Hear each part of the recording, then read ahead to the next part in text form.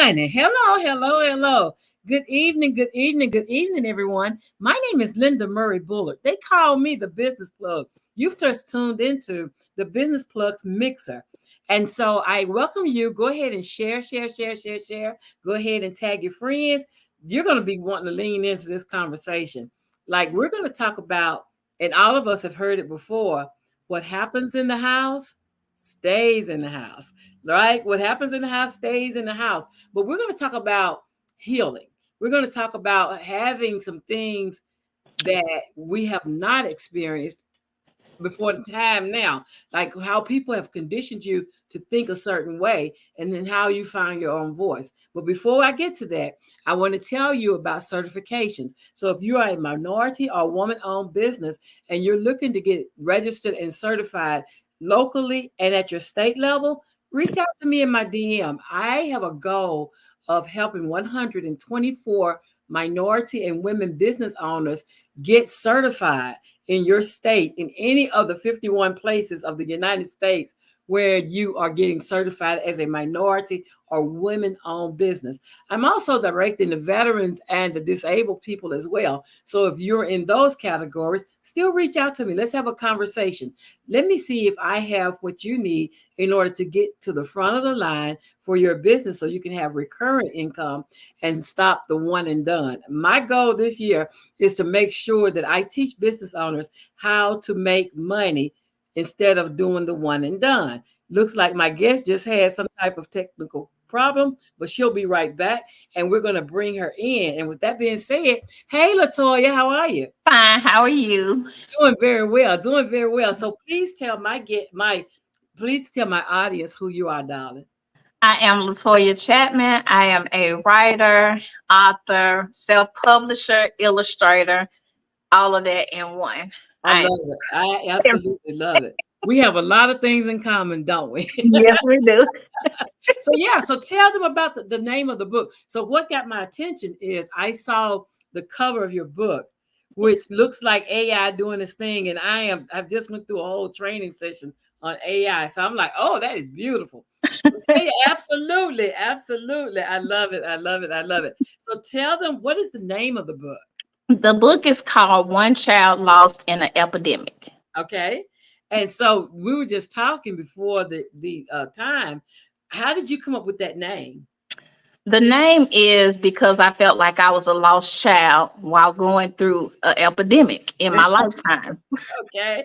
And we talked about, so what takeaway do you want people to have when or what experience would you like them to have as they're reading this book? It's going to take you on a journey. You're going to laugh. You're going to cry. You're going to feel empathy. You're going to want to reach out and hug that person.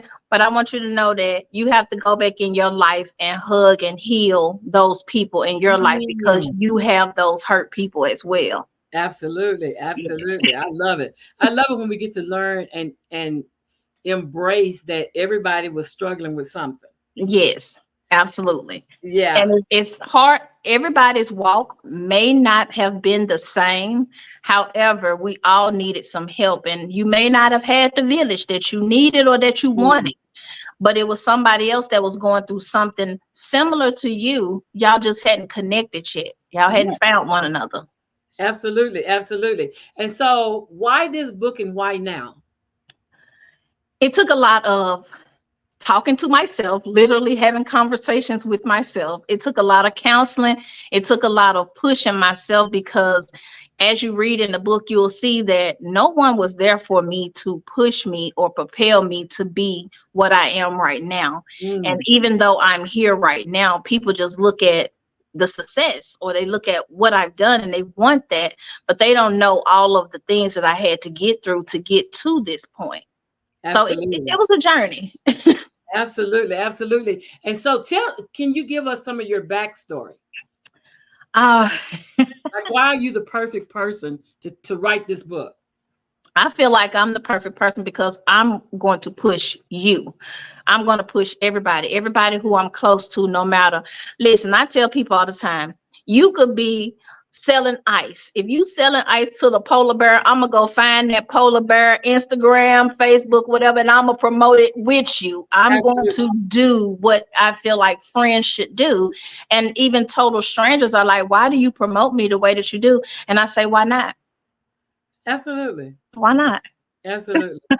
I think we're doing more of that now. I got to see a couple of celebrities commend other celebrities, right? Mhm. Mary J was doing an interview and she commended Taraji Henson. Right. Right. And, and then I was looking at another instance where a lady was being interviewed, celebrity, and she was talking about another person that helped get her there. Like, because what Ron Harris, I used to work for him in Blue Cross, and shout Mhm. out to Ron. But Ron said, Linda, if you ever see a frog sitting on a turtle, if you ever see a turtle sitting on a fence post, know that that turtle didn't get there by itself. Absolutely. And so that's Absolutely. all of us, right? Somebody had to help propel us up to who we are today. Mhm. Yeah. So with that being said, like my event that I'm giving, Hmm. I'm c- a lot of people know that I don't stay in Tennessee in Chattanooga anymore. I moved to Texas. I Uh-huh. feel like I'm in my happy space now. All right. All right. I think I But remember that move. yeah, like I just packed up in the middle of the pandemic, and I was just like, pew, me and my kids, everybody just gone within 30 days. We were out of there. But I feel like me coming back home and having the event there, the way that I'm having the event is so monumental to me, and it means so much to me because it's not just a event for myself. It's an event for other vendors and other entrepreneurs. And I found out that they had to pay to do this, like to vend. So Yeah. if they don't make the money, then it's like they're out of money. So I've literally told them the only way that you can vend at my event is to purchase your book. Yeah. Whatever you make is you, because they work so hard and they don't get recognition. So this is not just Mm. a celebration for me at the Love it. Basic Smith Hall. It's a celebration for us all. And it's people coming from out of town to vend and stuff like that, because I didn't just box myself in to know just Chattanooga people. Yeah. I know people everywhere. So it's Absolutely. people flying in just to be in for me. I And I love feel it. like that's amazing. That's I amazing. love it. I love it. And that's the way, I so I teach entrepreneurship to people. Mhm. And that's the thing is I try to get people to vend outside of their zip code. Yes. Yes. Like a lot of people, they get frustrated because they're in their zip code. Like Uh-huh. they're in their zip code most times in the city zip code in any case, Right. right? And they Right. consider, well, I'm broadcasting all over town, but I'm like, no, no, no, no, get outside of that Yes. area because that's where the people who are going to make you to your next level, that's Wealthy. where they are. That's where Yeah. they are. Yeah. Strangers, people you've not met yet. Uh-huh. But I know it's comfortable when you're trying to market to your friends and family. But this is what I say. You have to be uncomfortable to get a comfortable check. You better come on. You better come on. I know. One thing I've learned in watching various celebrities and having conversations is you have to be comfortable with being uncomfortable. Yes. And it is very uncomfortable. Pack up and go to a whole new state, like the biggest state that's the furthest away from here. I'm sure. So, how do you like? Tell us about Texas. I love Texas, this part of Texas. I tell people this part of Texas is like Chattanooga in the 60s before they started building everything up. Okay, okay, Yeah. So this part of Texas is it's serene. It's a peace of mind. I don't okay. hear sirens and gunshot. Like I think I got PTSD from being there. Oh mercy. I love my city, but I'm just saying The it's a realness war of it. zone. The realness, the real. We can be real here. We can be You're real right. here.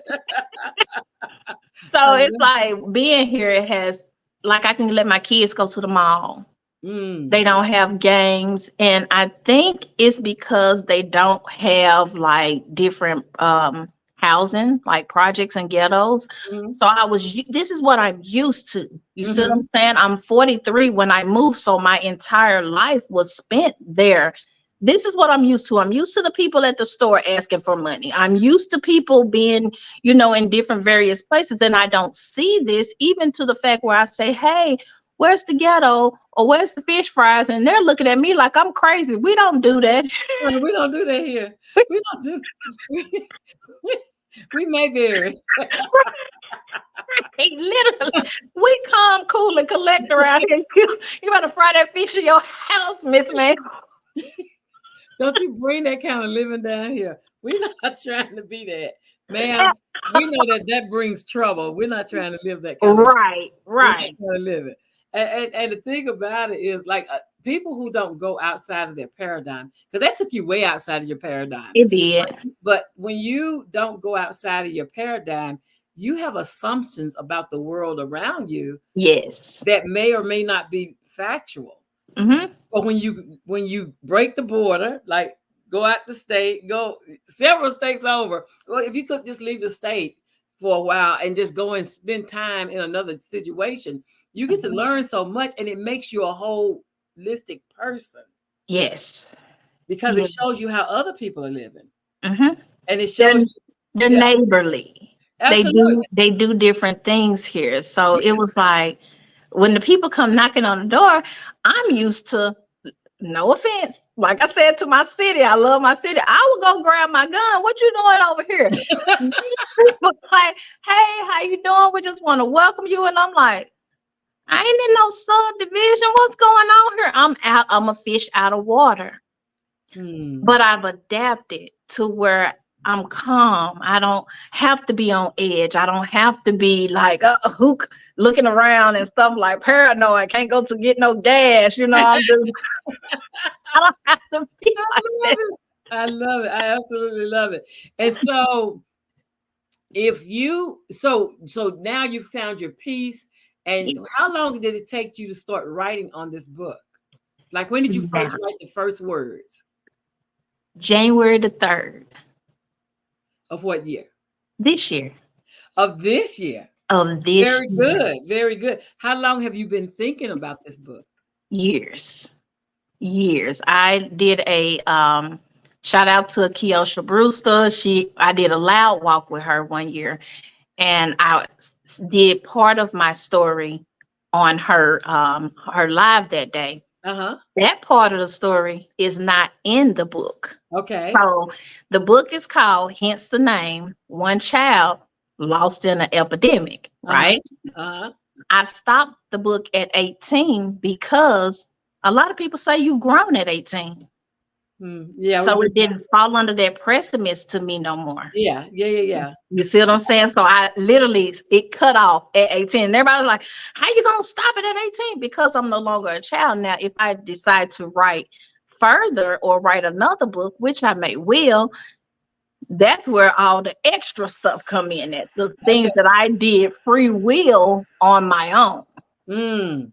Yeah, I get it. I understand it totally. I do understand it totally, because we have that in common in our books. Because my book, like yours, started present day at a conversation, but it went back. Okay. And talked about my childhood. Right. Yeah. So we have that. I told you we have a lot of things in common. And so when you're thinking about this book, like what I learned about my book is I had an intended audience. Okay. And then God had an intended audience too. Right. It's very different from what I thought. Right. And so when you think about this book, who is your intended audience? Who do you want to read this? Everybody. Everyone. Okay. So why everyone? Because if you don't know something in this book, if that doesn't ring a bell with something that happened in your childhood or something like that, I don't know what is. Because when I say I went through a lot of stuff, like, let's just give, for instance, even the higher people who feel like they're higher than us or was raised differently than me, like my wife, she didn't go through a lot of this stuff. But some of the stuff that I went through, she's like, oh yeah, I remember my auntie saying that to me, like, give you, for instance, your fast ass. Yeah. Why? What would make me fast? Because I just went in there and put on the clothes that y'all bought for me, or like if you don't know, they expected us to know, and that's what I came to realize when I started to when I wrote, because I had lost my grandmother 3 years ago, and we came to amends together before she passed away, which I was glad. So with that being said, it was like, Granny, why are you treating my kids different? One of Mm, them is light, one of them is dark. You're mm. paying more attention to the dark skinned baby than the light baby. Like, you would buy him stuff and you wouldn't buy her stuff. So I was at counseling and I asked my counselor, shout out to my counselor, my old counselor, Dr. Love. I love him to death. But he said she was raised in a different time than you. And I said, Absolutely. well, what do you mean? He said, well, you got to look at when she was coming up, this is what they had to do. Yeah. They pacified the darker skinned people because it was harder for them in life. I said, but this is, 2000. We don't have to. He said, no, no, no. Conditioning. Yeah. Conditioning. Retrain your mind. So I had to take that in account. And when I brought it to her, she was receptive to it. And she said, you're right. This is what I was doing because this is what I've always done. And then it made sense. I said, Yeah. I'm not the only one. There's been other people that have went through this, whether you're male, female, whatever. Then a lot of people say, oh, well, you at a certain age, you don't know what it is to have that desire to be with this sex or that sex. My book is going to tell you what happened with me and why Mm. it's like that. Okay. So it's like, it's a lot of different things in here. That's why I say everybody can get something from this book, Yeah. whether you're gay, straight, whatever. I'm learning stuff. I'm 46. I'm learning stuff about how I got to identify people. Like, I got to train my mind for this. So I have to learn, I have to continue to learn I stuff. know it. It's ever evolving. Things are ever evolving. And that's It is. life, right? It Because, is. if we don't change, we die. Yes. If we don't embrace new knowledge, Hmm. we die. And so staying open, I think I was talking to a friend and he was like, well, condoning this and condone, but some things don't need your condone. It Like, doesn't. it's not required that you give an opinion. It's It, really it not. is. It's And so not. those things that are not required, your opinion is not necessary. But then again, it's another thing, like, people like to bring in church. And I say, Mhm. well, listen, you cannot bring into church without saying you're going to cherry pick. Now, I'm a ruffle feathers when I talk about that, because I used to go out. I've been to, like, I can't even name how many denomination churches. Me and my sister, every Sunday, we would just walk to a different denomination church. And no offense to everybody, nobody at all. Promise to God, it's not. But I used to be scared of the Jehovah Witness church because they don't got no windows. So I was like, no, we're not going over there. They don't got no windows. Why they don't got no windows? What they had? I don't want no parts. I ain't going in there. So I've been to Absolutely. a lot Absolutely. of denominations, but that's just what it was. Absolutely. And when I said, somebody's in the comments talking about, when I said you die if you don't be open, I mean you die in your growth, right? Yes. If you're going to grow, you're going to have to change. Yes. Like, growing is changing. And Mhm, if you don't change, if you are closed minded and you refuse to mhm. take in new information, your growth stops. It dies. Yes. You Yes. stop at one point and you lock minds. And like you were saying about that person who was treating children differently based on their skin tone, right? Mm, At some point in life, that's what they learned and they yeah. stopped. Yes. But I'll give you another example of learning something. I lost 63 pounds. It ain't even been a year yet. I lost 63 pounds by doing one thing. And it was something so simple. I stopped eating when I burp, no mm-hmm. matter what part of the meal I was at, because something told me in my mind, it was like, when you feeding a baby and you burp them, you stop feeding them. Why you keep eating? And I'm like, because I'm supposed to clean my plate. But that was what was taught to me. Yep, You yep, see what I'm saying? yep. You better clean this Exactly. plate before you get up from this table. Exactly. You see what Exactly. I'm saying? So Exactly. it's like, I had to retrain my mind. And when the weight started dropping, people like, what you taking? What you on? And I'm like, nothing. Yeah. I promise I'm not doing. But I love that you are in tune with yourself, and I love that being you made like a drastic move for for the sake of you though and your children, right? Right. Like relocating and becoming a whole thing. And in this journey, now you've created this book, Mhm. which goes beyond like because I what I heard you say was I have had this in me for so long, I and now did. I'm going to release and be out there Well, in the world. you know, our parents will tell us, or grandparents, you better, hey, don't worry about that. What goes on in this house, stay in this house. We're going to sweep that under the rug. Hmm. And so I'm going to be honest with people because I tell people all the time, I'm so transparent. I will tell you anything. I don't hide anything because I feel like people can learn something from me Absolutely. telling you something. And I'm a humble servant. I serve the Mm. Most High, and I feel like me telling you something, it may spark something in your mind that may help you. But I don't have a book in my rug anymore. My rug is flat. Ah, that right there. I love that. Because I we keep swept it putting out. stuff under the carpet, and after a while, you can't even get in the room. The Right. carpet is bigger than the room. Right. And you trying to figure out why I can't get in. You trying to climb over it, and it's a struggle. Baby, I ain't got a struggle. Baby, I'm walking right in. I'm free.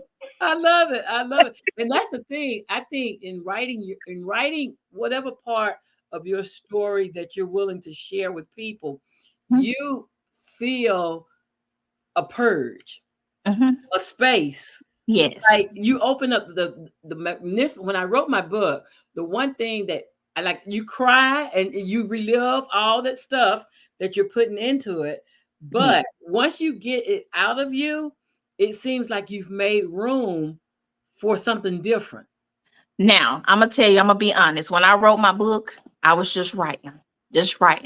And I would take a break and I would cry and I would go back to it and I would write because, like I said, I wrote from those ages. So I had to transform myself into that little Mm, girl mm, and give her a hug and heal mm, her and me because she is me and move on to the next age and continue to coddle myself.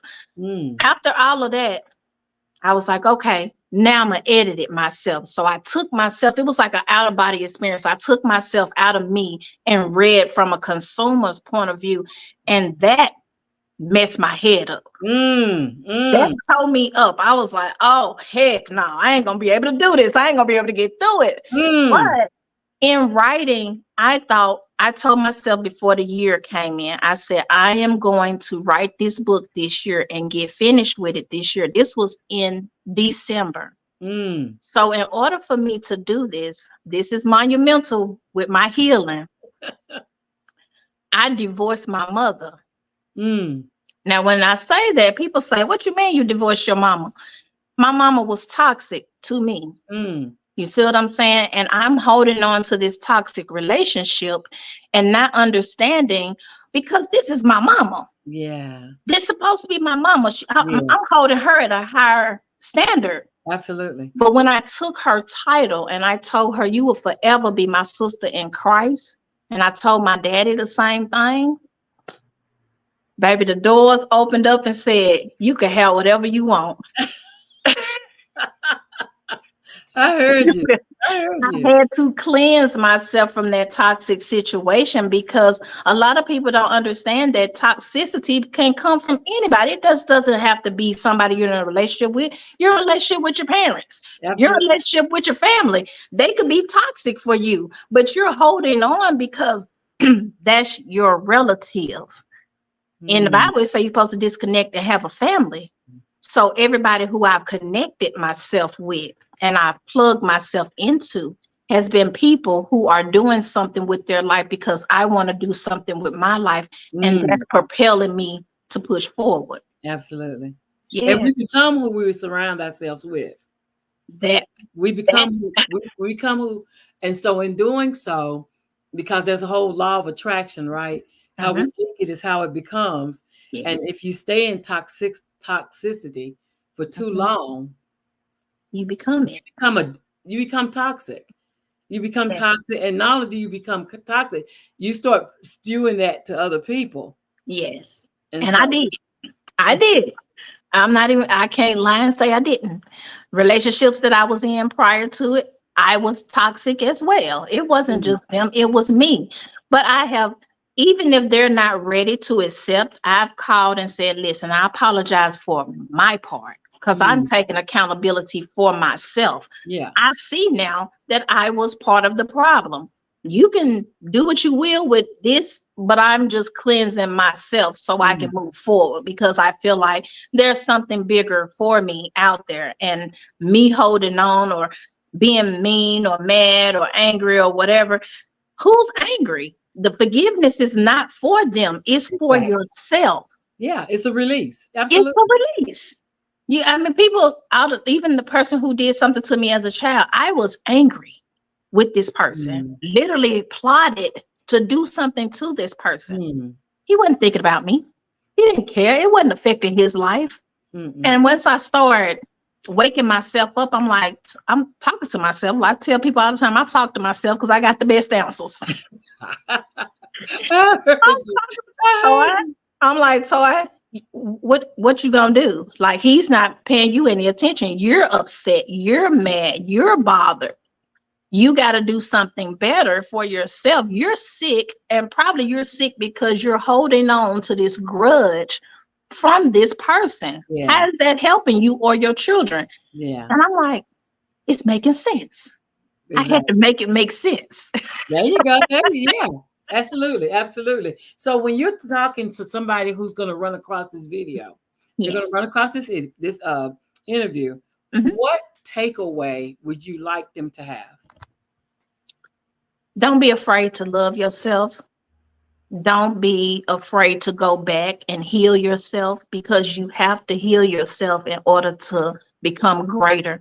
I want them to understand that they're greater than they give themselves credit for. I want Mm. them to speak positivity unto themselves, to know that there is something better for them, and to just love yourself altogether. And love is an action word. So you got to actually do some work for this. Yes. I heard you. Who did you refer people, like if somebody was where you were before the book, Mhm. where should you think they should go seek help? Where would you recommend?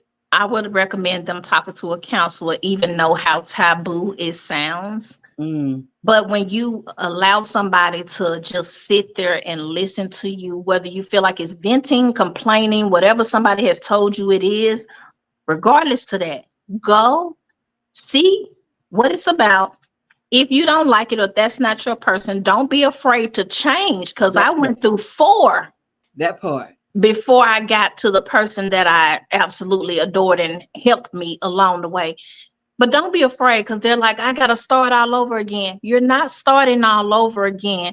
You're finding your person. And sometimes it takes you to keep plugging into the socket until you find that plug that work. I You love it. see I what I'm love it. saying? I love it. Until you find the juice, right? Yes.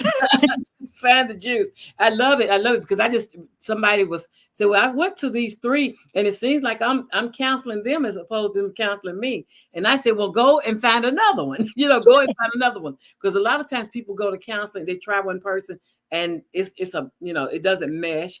And so Right. they're like, well, that's all counseling. I'm just done with it. But Right. you have to, it's just like medication. You can't sometimes the medicine you get is not the medicine you need. You have to go and find the one that works for you.